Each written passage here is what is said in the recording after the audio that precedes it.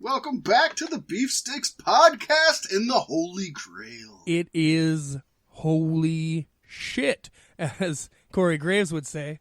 That he would, and he it's has. Such good holy shit, as Vince McMahon would say. Oh, with that being said, we've got a jam-packed episode. We're expecting we're going to go long. We don't know. We might be able to knock it down. We're expecting to go long and jam-packed like your mammy. Oh, no, that's your one per video. Yes. As he says. No, I get two per video because I'm not a pussy like that guy. I hear you. Folks, just for your amusement, this isn't airing on the 4th of July, but we are legitimately recording this on July 4th, Independence Day. Which makes this our second July 4th recording session in Beef Sticks. Maybe third? Oh my gosh, did we do it the first year too? I don't know. I think we were close. I know we've recorded on Vince's birthday twice. That's the thing, when we could be fluid about what day we actually record, we could hit up multiple holidays every fucking year if we choose to. There you go. Yep, make it an annual thing. An anal thing. We're going to make it an anal thing. Annual. And if you like anal, you're going to love Qualities. Pasty, tell them all about it. That's right. Qualities T-shirt company owned and operated by my good friend, That Dude Saint. Bringing you your custom tee needs with sublimation, heat transfer, vinyl, and decals. He's got occasions for your special gifts for your loved ones. Sports team shirts, for your leagues. Got to get them bar sports in, folks. Weddings, concert merch, and T-shirts for any occasion. High quality, very nice products. I can't say enough good things about Qualities. And then there's Monster Wear Clothing. Yes, my good friend Corey Matthews owns and operates this company, and they bring you your small run or bulk orders on decals, stickers, T-shirts, hoodies, hats, glassware, jerseys, and many other types and styles of fabrics. That's right, if you need it custom, they'll slap it on it. Along with custom graphics and logo design services offered, Monster Wear Clothing is your one-stop shop for everything you need. Yes. And everything that you're going to need to succeed in this galaxy, you're going to find at the Galactic Get Down Outer Space Themed Music and Camping Festival. It's coming up stupid fast, folks. And we are going to get stupid when we're there. Yes, we talk about it so much. We've talked about it multiple years, and we're talking about it again. This year it is July 18th through the 28th. That is right. It's already this month coming up.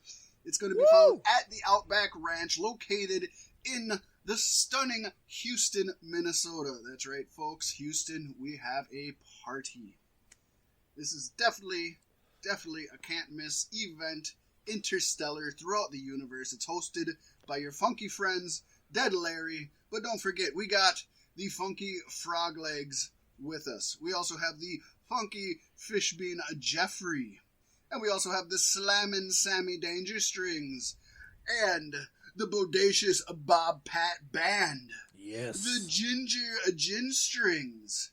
The spectacular Space Monkey Mafia. The powerful Porky's Groove Machine. The xenophobic Zach Deputy. I know that's weird, but I had no other, he's not really xenophobic, folks. I was trying to either or. And we also have the wonderful Whiskey for the Lady, both the music and the drink. Folks, do not miss out. Come visit the Cloud Style Broadcasting tent to see your boy Pasty White, your boy Fat Mac, your boy Strategy, and everyone else involved. We're going to have swag, and we're going to get you on the mic if you come at the correct times. We are recording. We are putting on shows. We're putting on events. We're putting on games. We're going to have a lot of fun. We always do. And I think it's a wonderful way to spend the weekend. We get to sit and enjoy all the music and talk with all the people. And we get to be comfortable while we do it. It's good. It's great stuff. It's good. I'm looking forward to this year more than any other. And this is the most, variety I think we've ever had on a Galactic Get Down lineup. And it's going to be tantalizing. And also this week, folks, if you can't make it for the whole weekend, but you still want to come out for the main event, $75 for day pass tickets for Saturday, folks. Come on down and get down. That's the price at the gate. Oh, you can't beat that. If you can't knock a whole weekend out, and we know things happen, you got stuff going on. Some people just can't knock out a whole weekend. $75. Come and get the best of everything. This is like your main event. This is like the big show. This is like your WrestleMania. Come check it out. It's worth the $75 for sure. Yes, and Saturday music runs from 11 a.m. to 2 a.m. Yes. It's a lot of music. Oh, I love it. It is awesome. Go out there, enjoy yourself, enjoy the music, enjoy nature. Yes. And somebody else who enjoyed nature, Pasty, is Nature Boy Buddy Rogers. But not Nature Boy Ric Flair. He hated nature. No, he does not like nature. In fact, he's a big proponent of the oil industry. He voted for Trump. He's the leading cause of deforestation across the planet. He's a horrible, horrible human being.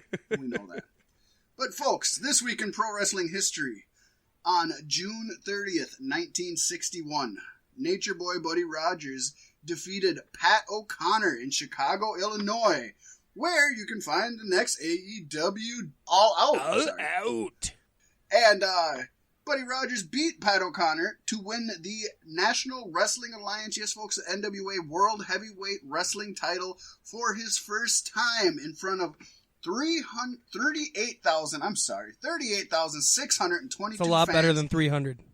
Way better. At Comiskey Park, which set a new North American professional wrestling attendance record, in addition to the 148,000 gate in ticket sales, which was a professional wrestling record as well. Ow! That's hot. I think most people know the names Nature Boy Buddy Rogers and Pat O'Connor, but some of our younger listeners may not. Hit up your YouTube machine and put either of these two guys in. It's not the same kind of wrestling you get from nowadays, but these are two of the godfathers of wrestling. These are golden era, golden boys.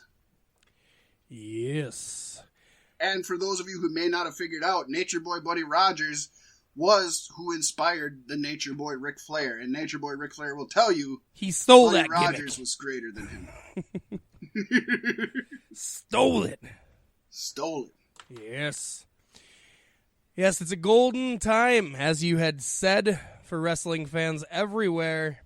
Not only is All Elite kicking off, I mean, we just got another free event from them, which was pretty good. Free event. Pretty good for a free show. No complaints for a free show.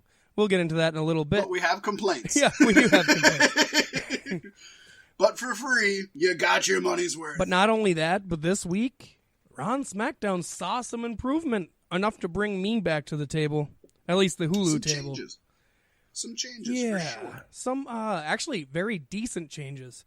One I want to point out that nobody's really talked about is, I can't remember, I think it was the New Day. All three members of the New Day, I could be wrong, versus, it was Samoa Joe had attacked Kofi or whatever, and they set up the match. Yeah, it was a tag team, and then the commercial break came, and since they can't wrestle during commercial breaks, they restarted as a 6-man. But putting Samoa Joe with the Viking Warriors, mwah. Was exquisite. It awesome? Exquisite. Nice. Paul Heyman, and this wasn't the only match where it was like, holy shit. No, they announced Undertaker and Roman Reigns would be teaming up to face Shane McMahon and Drew McIntyre. And if you're going to use Undertaker, that's how you fucking do it. I like it. Because he doesn't have to put all the effort in the ring. I agree, but we're not going to go into this long. But my feeling is the only reason Undertaker should be there is to put over Drew McIntyre. And I have a feeling that's not what it's going to be. But and then how about Maria Kanellis calling Mike her bitch? And saying she wished she was impregnated by Becky. Yeah.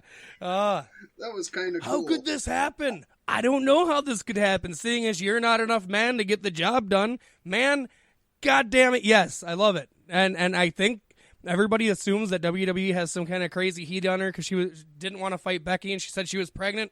I think that's all story, folks. So don't get your panties in a bunch.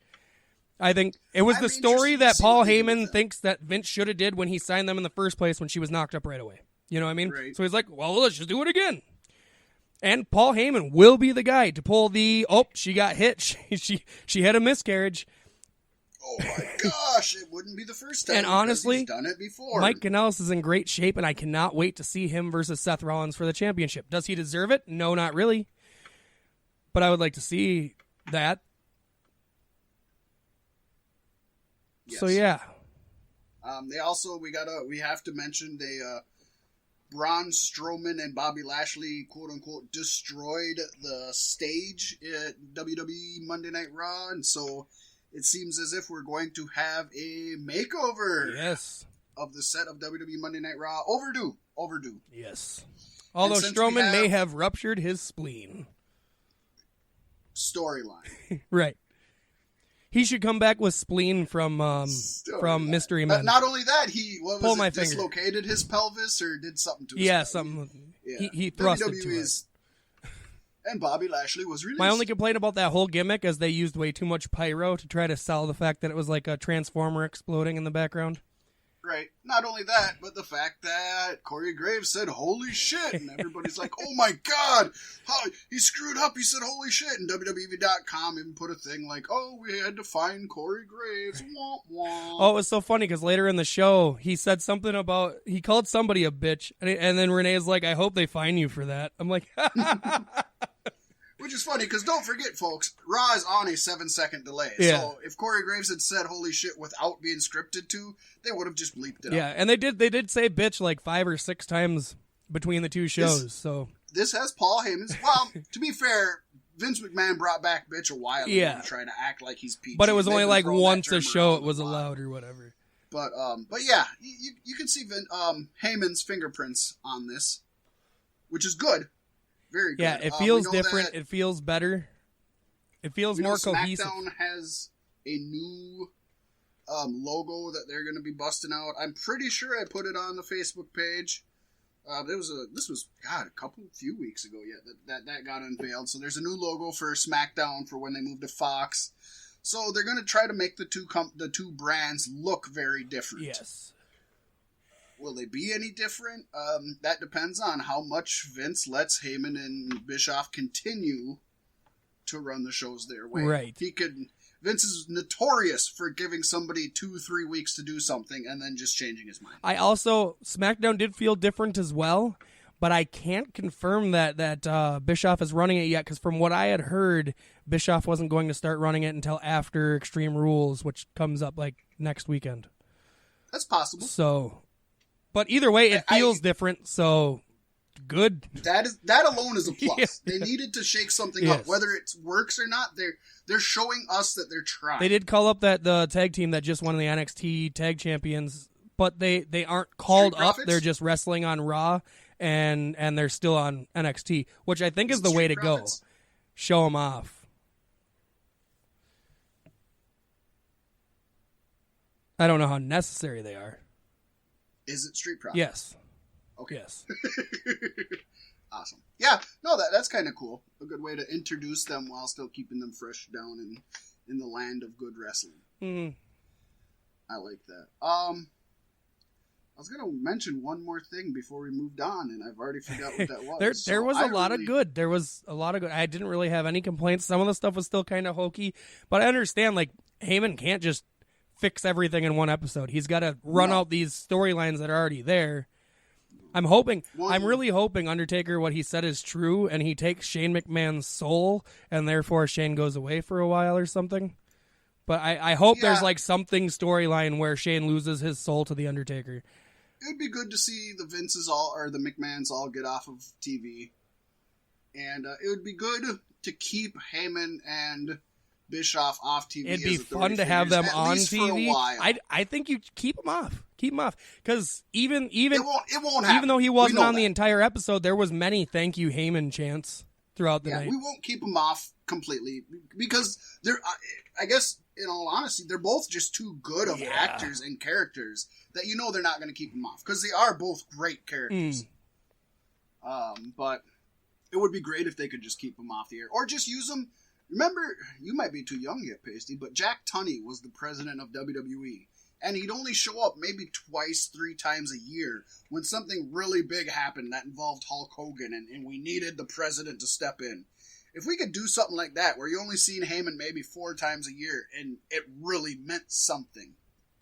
Like Brock Lesnar's here for an episode. Exactly. Yeah. No, I like where things are heading, and I'm going to